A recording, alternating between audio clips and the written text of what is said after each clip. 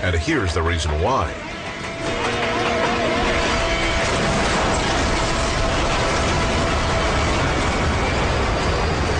It's terror on the tracks.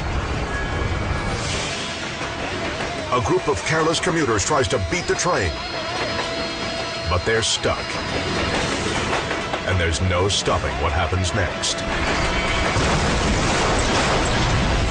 With a tidal wave of mangled steel bearing down on him, one bystander barely scrambles to safety. But not everyone is so lucky. Witnesses search for the injured among the piles of crushed metal wreckage. Incredibly, only one woman was hurt in the entire incident. Maybe in the future, the drivers responsible will think twice about tempting fate.